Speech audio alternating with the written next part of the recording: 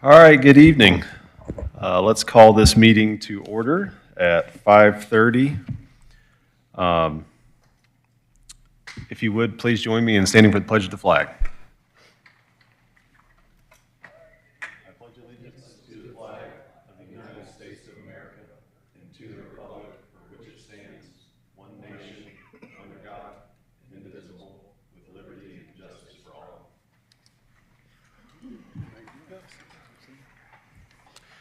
All right, well, thanks for everybody for being here.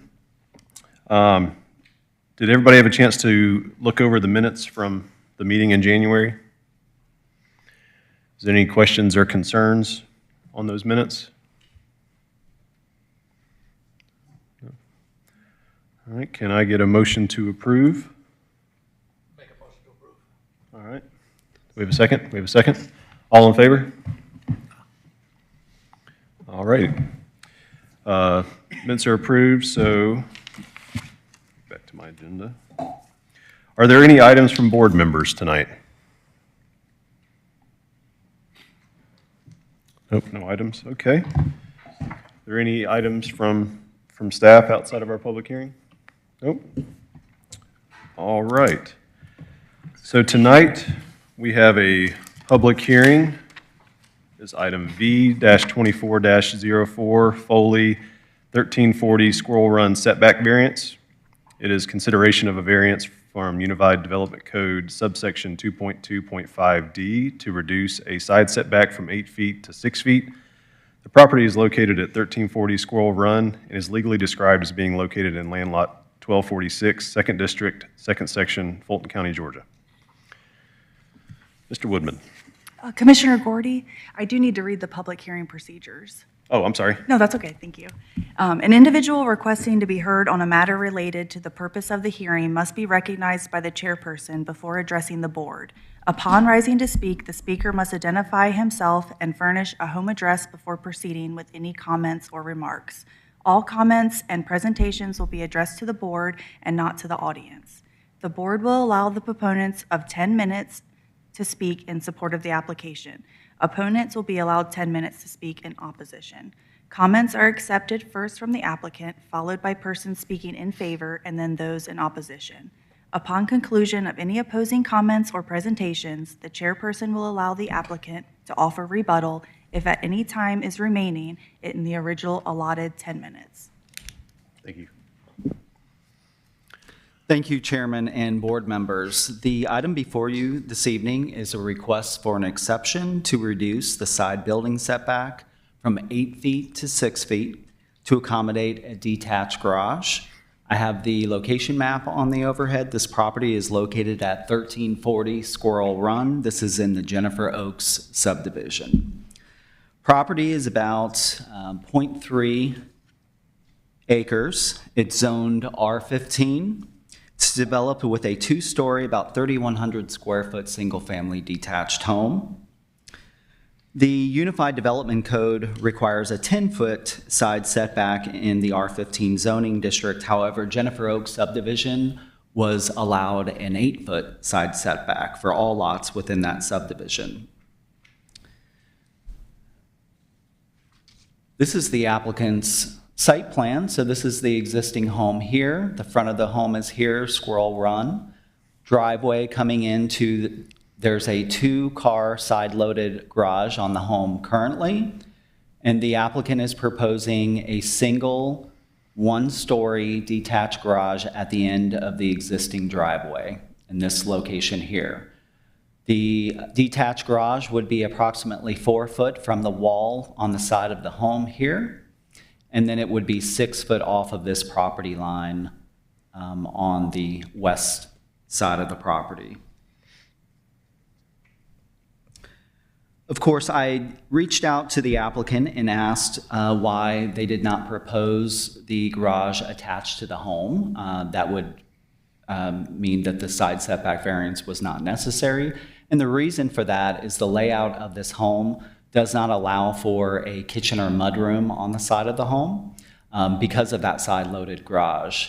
So in order to gain access to this detached garage, the applicant would literally have to open their garage doors to their side-loaded garage and then they would have to open the garage door to the attached garage, if it was attached to the home, in order to gain access to it, which seems a bit unreasonable. So the applicant actually proposed the garage to be detached. The 4 foot of space between the detached garage and the home will allow for the stairs to be relocated and access to the rear yard from the front of the property.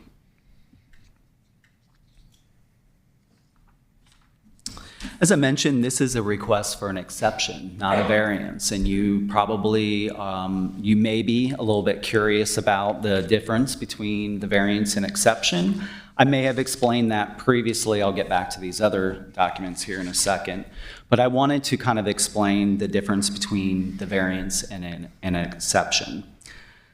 A variance requires a hardship.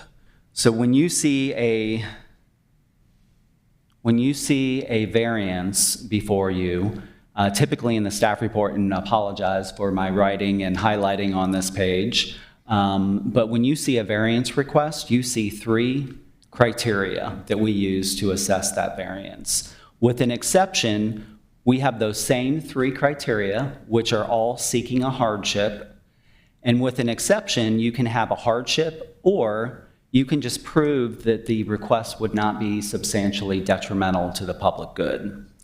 And so I do think that the applicant has some hardship here, but I felt like it was best to treat this as an exception because the applicant did reach out to adjacent properties as well as the HOA and did receive letters of no objection to the request. So the difference also between a variance and exception is exceptions are limited to specific things within the code. So variances are pretty much open to all regulations in the code. There are some exceptions to that or some exclusions to certain variances that you cannot ask for. But with exceptions, they are limited only to these things right here. So minimum building setbacks, minimum building height, buffers and screening, signage, minimum street frontage, parking requirements, tree preservation, signage. That looks like to be a duplication there. Regulations pertaining to accessory uses on residential properties like swimming pools or gazebos, minimum building size, and maximum impervious area. So exceptions, again, can be a hardship, but all that is required is that it is proven that it's not a detriment to the public, and it is limited to these things only.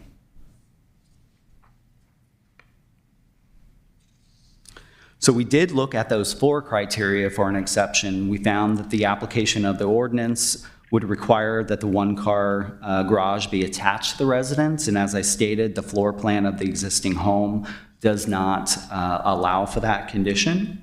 Also, the proposal would not cause a substantial detriment to the public good. We believe would reduce the side setback by only 2 feet, from 8 to 6 feet. The request relates to accommodating reasonable access to the proposed garage, and the applicant did provide letters of no objection from adjacent properties as well as Jennifer Oaks HOA. And just one thing that I skipped that I just wanted to go back to, the site plan again. So this is the location of the detached garage. The applicant did, and the site plan is referenced in the condition as Exhibit A. There's also a reference in the condition to Exhibit B, which is the rendering of the detached garage. And the materials on the detached garage match the materials on the existing home and the look of the home. So this is the existing home here. I don't know if you can see that very well, but the materials do match on the detached garage.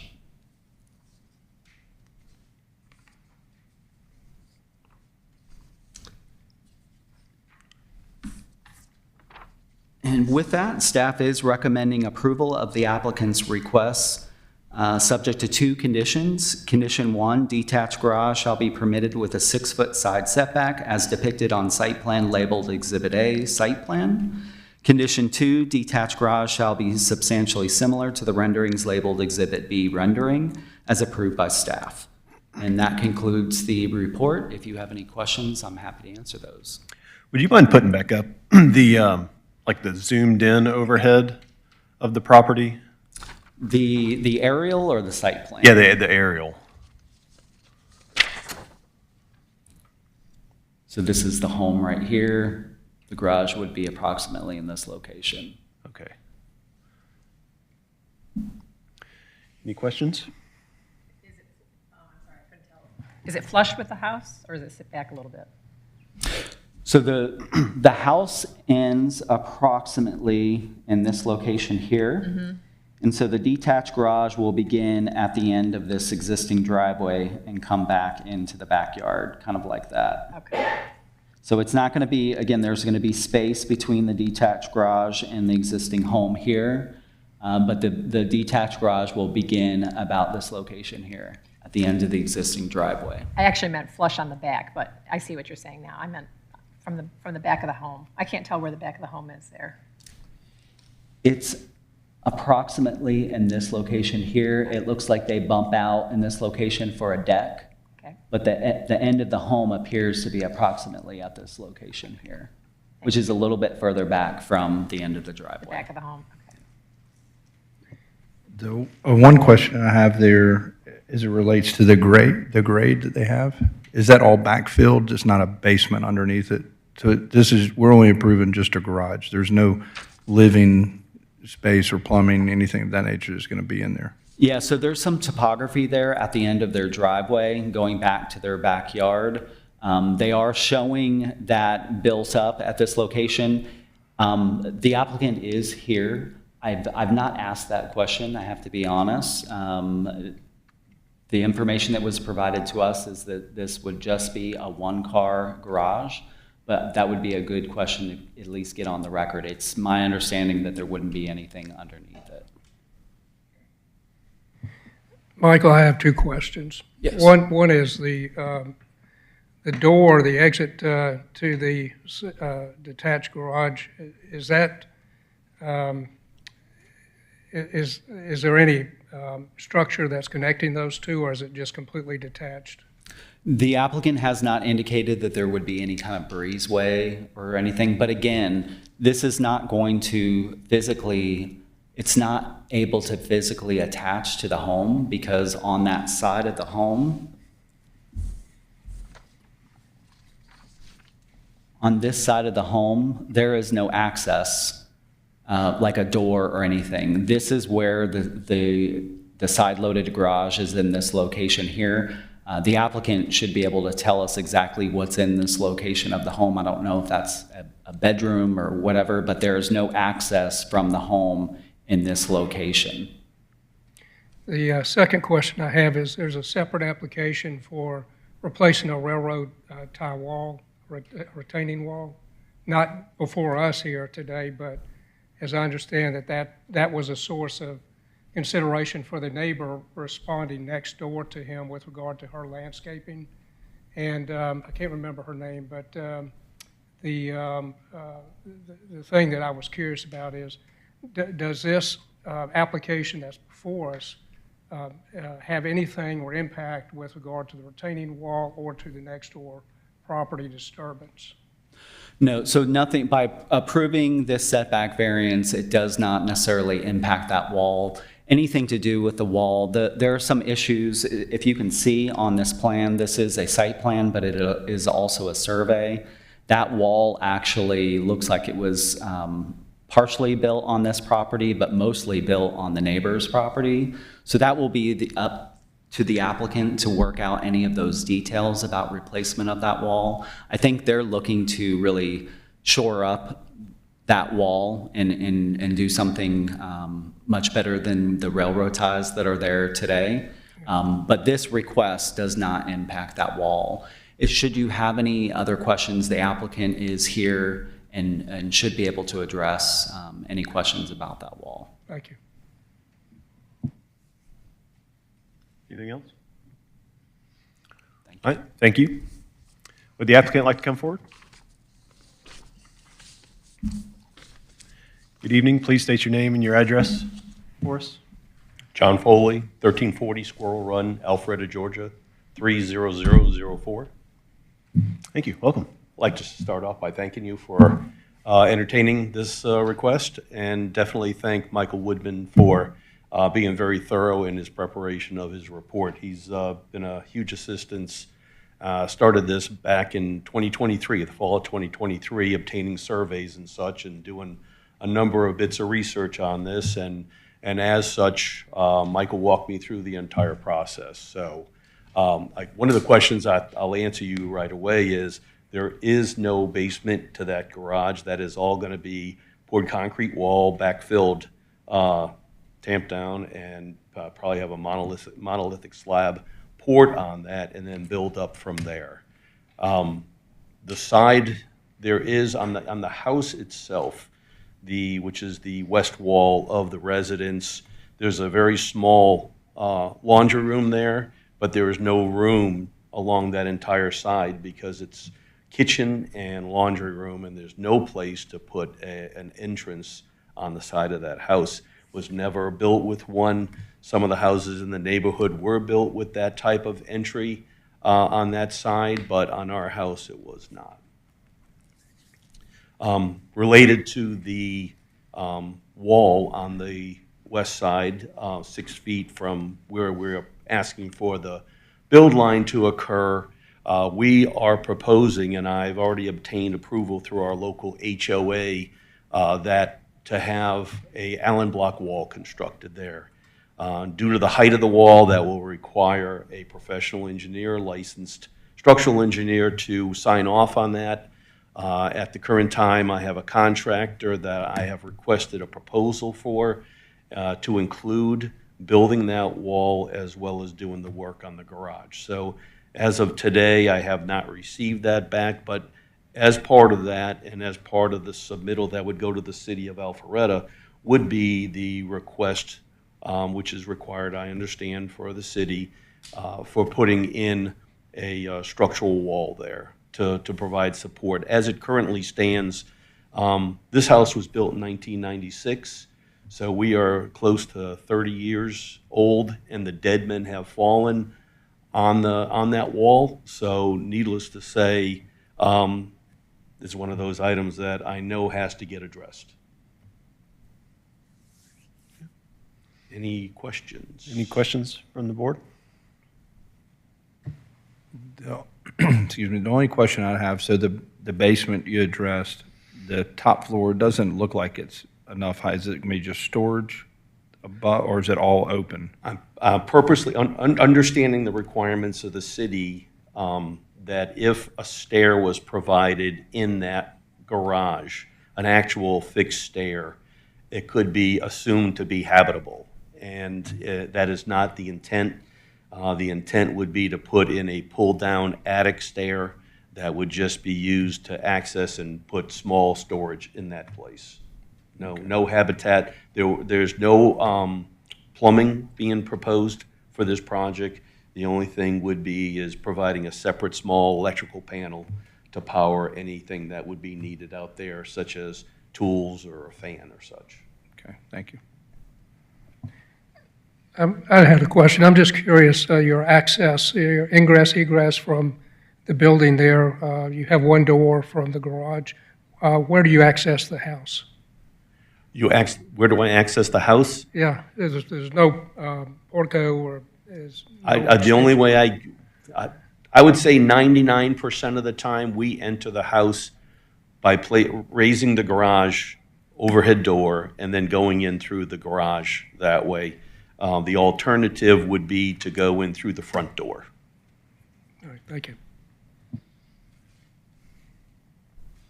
Any other questions? All right, thank you very much. Okay, thank you. Is there any public comment on the items before us tonight? Yes, please come forward and state your name and your address for the board, please. Good evening, John Menching, 1065 Jennifer Oaks Drive. 1065 Jennifer Oaks Drive, Alpharetta, Georgia, 30004. I'll be real brief. I appreciate you allowing me a moment to speak. I'm the president of the Jennifer Oaks Homeowners Association Board, and I'm here tonight to express the absolute support of my group for Mr. Foley's proposals. We have reviewed his proposals. We have no objections. We've heard no objections from anybody in the neighborhood.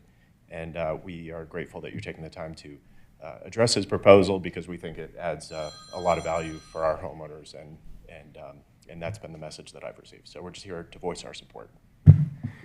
Thank you. Could I ask you a question? I just had one question. Could I ask you a question? You're the HOA board president. Yes, sir. Was there any conditions that the board placed on this project with regard to Mr. Foley? We place no restrictions or conditions on it. All right, thank you. Thank you. Thank you. Any other public comment? All right, discussion from the board? Do we have a motion? I'll make a motion to approve V 2504 with the two conditions from the city. Second. Second? All right. All in favor? Any opposed? All right, it passes. And then, is there any other items from the board tonight? Any open items? Staff? All right, can we get a motion to adjourn? Motion to adjourn. All right. Adjourn at 5:51. Thank you. Good luck. Thank you very much.